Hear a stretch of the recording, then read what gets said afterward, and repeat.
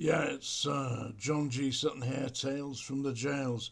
Don't want to kick the backside out of this, but have you seen what they've been saying about Charles Bronson, Salvador, today? The parole board are saying that they are not satisfied that he is sufficiently ready to be rehabilitated in society. Well, they won't be, will they? I mean, let's face it.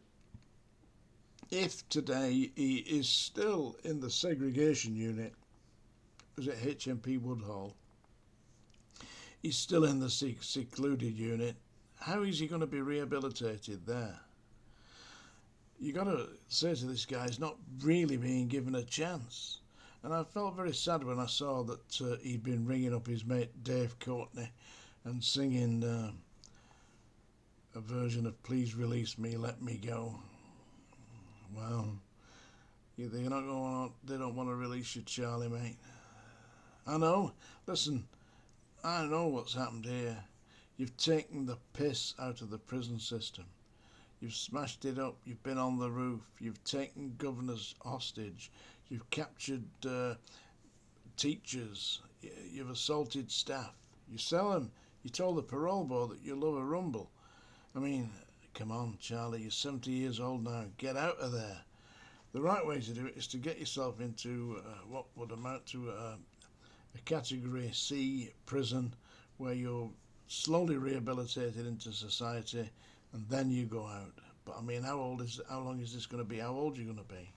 This is ridiculous. And the parole board have got no real means of actually measuring your ability to accept and assimilate your role in society because you've not been tested. You know why I haven't been tested? Because they're scared shitless. They think that you get out there, you're gonna give it the big one. We know that you're not. I mean, because basically what's been happening, from what I can see of this, don't forget I'm an outsider, but I do hear because I speak to people who are working in the prisons.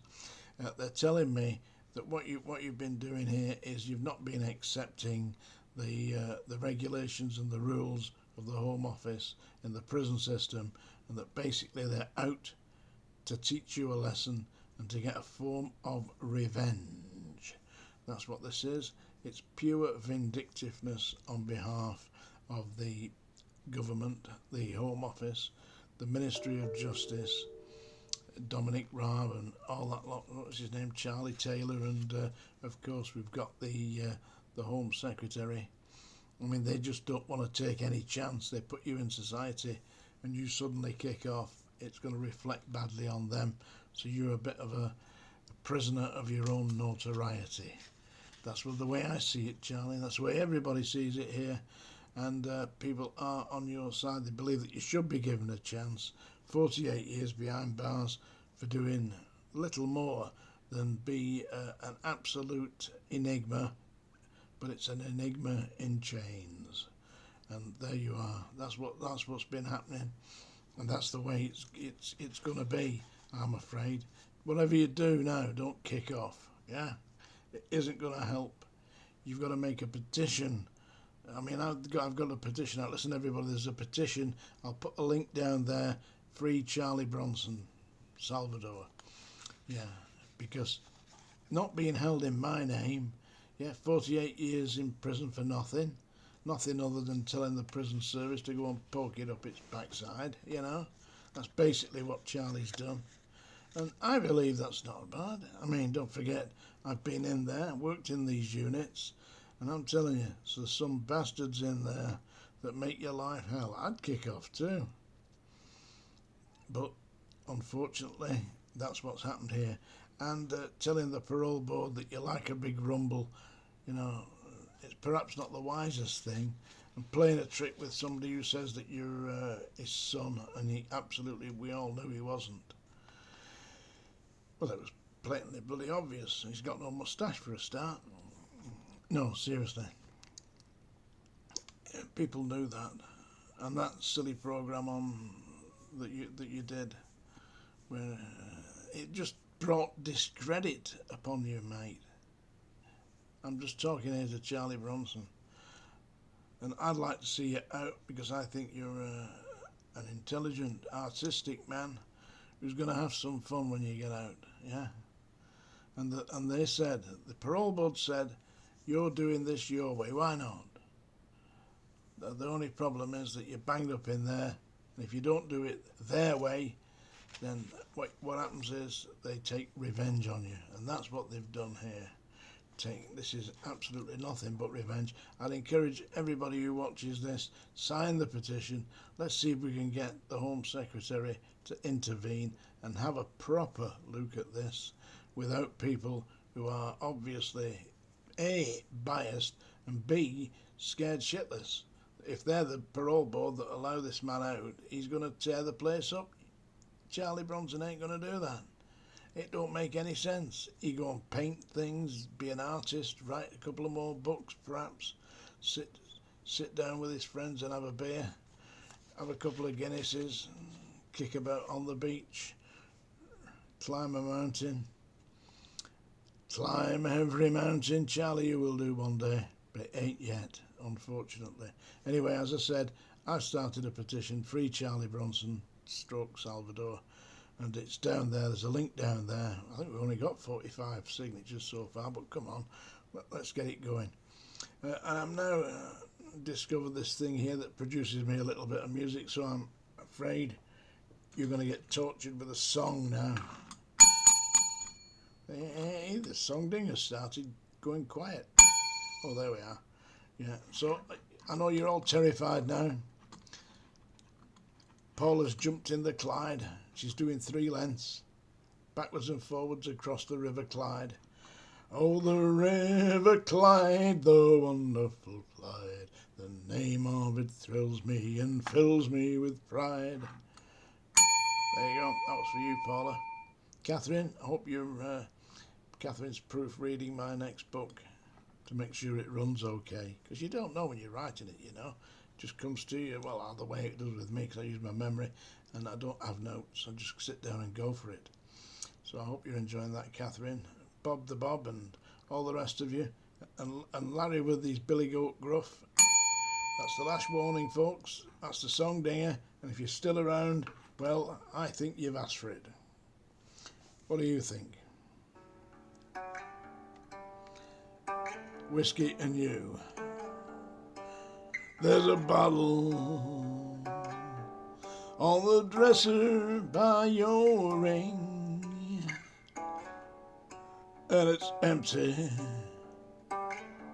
so right now I don't feel a thing. I'll be hurting when I get up off the floor, but I'll be over it by noon.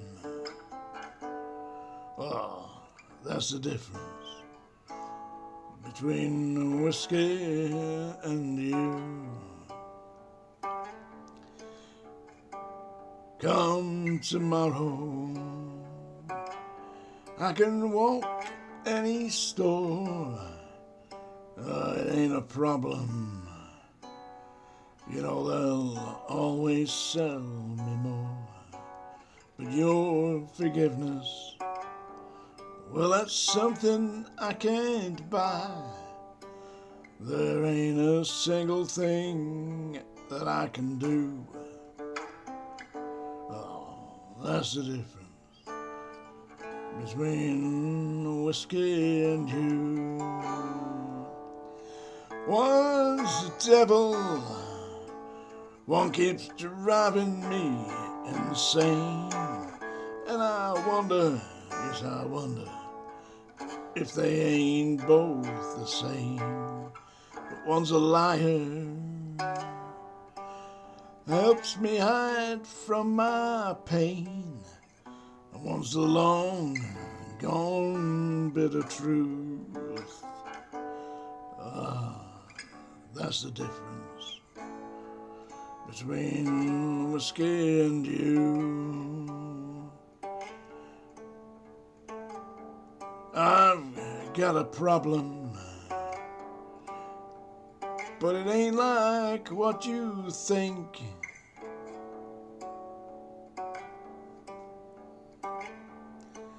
I drink because I'm lonesome. And I'm lonesome 'cause I drink. But I don't drink. Can't blame it on myself. That's the difference between whiskey and you. One's the devil, one keeps driving me insane. And I wonder if they ain't both the same. But one's a liar, helps me hide from my pain. One's the long gone bitter truth. Oh, and that's the difference between whiskey and you. Oh, that's the difference between whiskey and you.